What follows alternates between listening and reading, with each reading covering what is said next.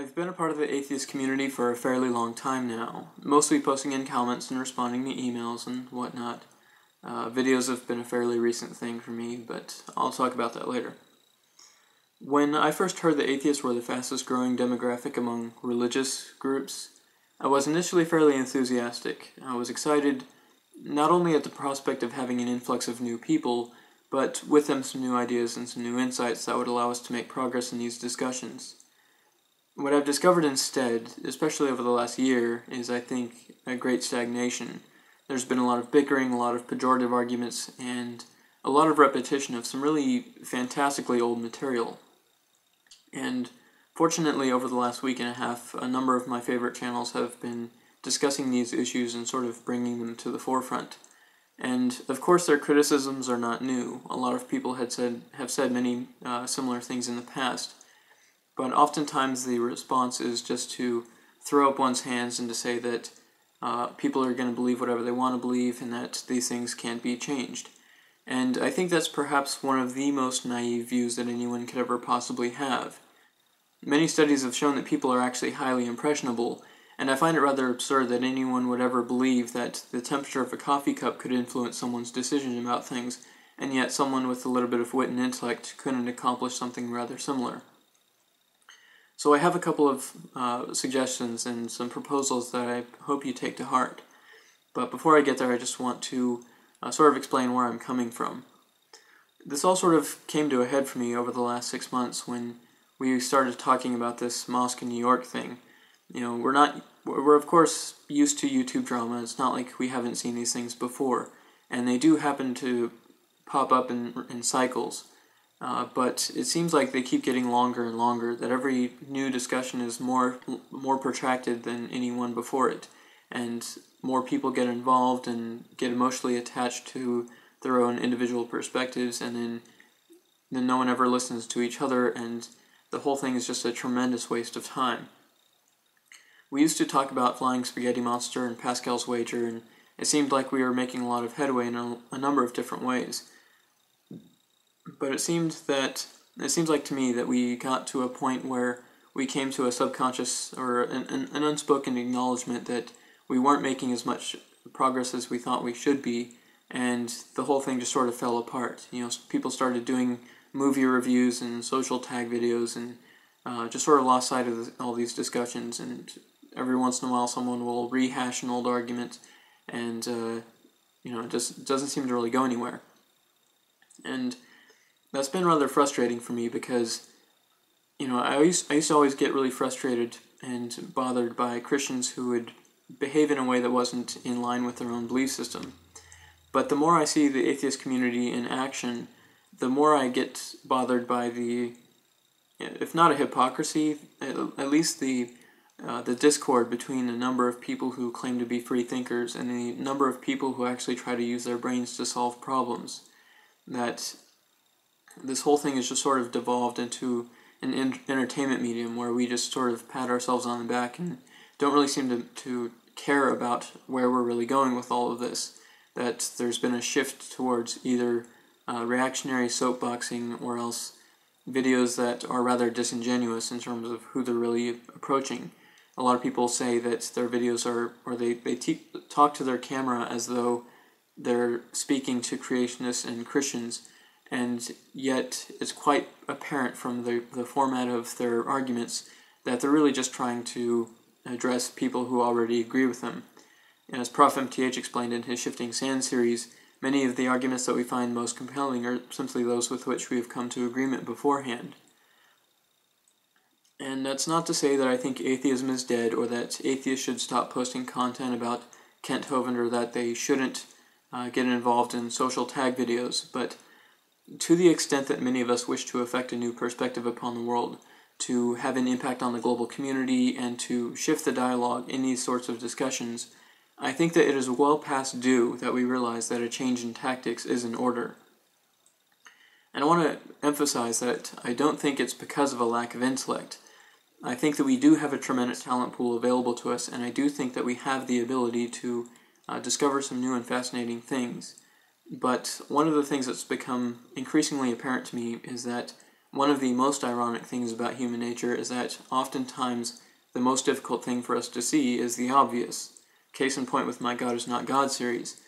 The pervading theme of the entire set is to explain that there's a huge disconnect between how we argue for the existence of intelligence and how we actually perceive it and act upon it in our daily lives. And I swear I can't tell you how many times I got really nervous because it took me a really long time to make those videos, and I was just sure that someone was going to step in and have a summarized version of my argument and to take it in a direction that I didn't think it should really go. But apparently I didn't have anything to worry about, because even today I still keep coming across the same people addressing all the same facts, and they'll run around for 45 minutes and they'll still never come to any sort of conclusion or any sort of assessment of the situation or where we should go about all of these things. And of course my argument could be easily summarized, but one of the things I also wanted to do was to ensure that as soon as I proposed my argument, that I would also at the same time lay out a foolproof case. So I necessarily had to take a very nuanced view and to discuss every level of discourse that I could conveniently address in the time that I felt was necessary for me to spend on these things. But again, even over the several months that it took me to put all this stuff together, to do all the recording, to put the pieces together, in the midst of traveling to French Guiana and Canada and all these other things, I still haven't found anyone else who has come across any of the similar conclusions on their own. So I don't think it's for a lack of intellect. I think it's because we've really been missing insight and vision. So I hope that perhaps I can help sort of bring some issues to the forefront so that people can try to tackle these issues on their own. But even from my own perspective, one of the things that my military experience ingrained in me is that the difference between a leader and a follower is that a leader seeks out solutions to their own problems and complaints. So I keep going back to try to figure out how this all started and sort of where we all went wrong. And it occurs to me that one of our basic functions here is to spread our ideas so that we can be better understood, so that we're not so isolated in our individual communities, so that we're not so feared and hated by the public at large. So I think it's quite clear that one of the things that we are continually trying to overcome is the xenophobia that we keep encountering in the world around us. And for good reason we've been focusing on religion as the source of many of our problems, because it is highly divisive and because it does foster a lot of those ideas.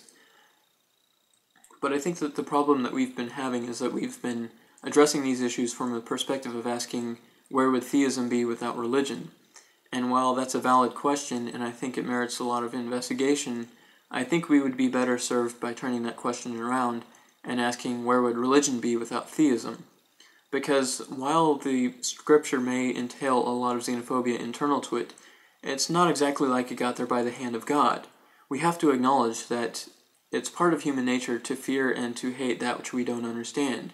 So if the xenophobia that gets into religious doctrine comes from man, and then we have to acknowledge that there was a miscommunication or a lack of communication long before religion ever, any specific religion ever popped up. That it was a disconnect between theists and atheists long before it was ever written down. So the thing that I think we really need to address here is that we need to find a way to communicate our ideas to theists in general without having to just simply approach it from a religious perspective. That we can only get so far by picking apart, virgin births and things that are specific to any specific dogma. And I think it's really small-minded of us to treat this whole thing as though religion were the source of all our problems and that all religious people are just too stupid to know better. I think it's a really naive perspective to say that the only reason that we haven't been able to make any progress in these discussions is because all religious people are all retarded, they're all deluded, they all can't think for themselves, they only believe what they want to believe, etc., etc. While this might be true on an individual basis, none of that can explain the phenomenon of theism, none of that can explain why spirituality has been a recurring thing across all cultures, across all regions of the globe for as long as we've been around. So I really think it's important that we take a step back and try to understand what we're really dealing with here. Even without the religion, without people subscribing to a specific set of beliefs, we still keep coming across the same questions about how we can live our lives without being depressed and how we can feel a sense of morality and all these other things. So part of the bridging that gap between theists and non-theists is, I think, going to require that we have a better understanding of why we are certain of our own position. Because it is really incorrect to believe that reason is the reason that we all believe things, atheists included. The regions of the brain that are responsible for logic are only a small portion of the overall brain, and it's about time that we acknowledge that. We know from both direct and indirect stimulation of the temporal lobes, for example, that we can intentionally elicit feelings of déjà vu, of jamais vu, of familiarity, of strangeness, of rightness of our environment. All of these things are attributed to what Dr. Robert Burton refers to as the feeling of knowing, and he points out that all of these things can happen independent of any specific knowledge or information. In fact, that is the nature of déjà vu. We seldom experience it with respect to any specific recollection of an experience or event. And we should know from more direct experience that the connection between certainty and logic is not as close as even we like to believe. That we all know what it's like to be in a dream state where we acknowledge that something doesn't make any logical sense, and yet we buy into it anyways. That's not just a function of us being in hallucinatory states. That's because memory, certainty, and logic are all separate neurological phenomena. And we also know that the similar things can be affected in terms of a lack of sense of self, or where someone feels as though there's a strange disfamiliarity about their own bodies. Those are actually symptoms of something called Cotard syndrome, where people sometimes feel as though they are dead. And that highlights something rather fundamental about belief, that we often base beliefs on perceptions. Sometimes perceptions can supersede logic, such that logic cannot penetrate. In the instance of Cotard syndrome, many people use their prefrontal cortex, not to derive a logical conclusion, but to work backwards and to rationalize and substantiate the perception. It's been well documented that such people can be prompted to put their hand on their heart, and the conclusion that they will draw is not that they are alive, but that dead people can have heartbeats. So again, we base a lot of our beliefs on perceptions. Sometimes perceptions can supersede logic, and sometimes our perceptions can be affected by logic, by the way that we choose to consciously evaluate information. They can affect the way that we see the world around us.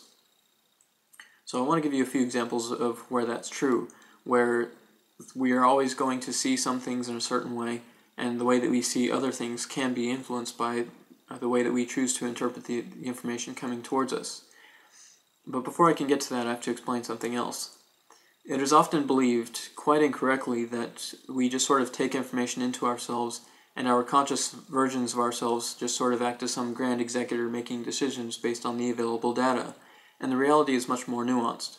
We know from neuroscience that there is as much information going to the visual cortex as is coming from the visual cortex, that there's a reason there's a difference between looking and seeing. As far as we can ascertain, the higher order regions of the brain are always in a constant dialogue with our occipital lobes to make the most sense of the data that is available to us, and that sometimes requires shifting and sifting through data in a new way, which is why we must have a feedback to our visual regions. To the same extent, there's as much information going to the auditory cortex as is coming from the auditory cortex, that there's a reason there's a difference between listening and hearing. Studies have shown that we actually don't hear as much as we think we do, and that we're often just filling in the gaps based on contextual information.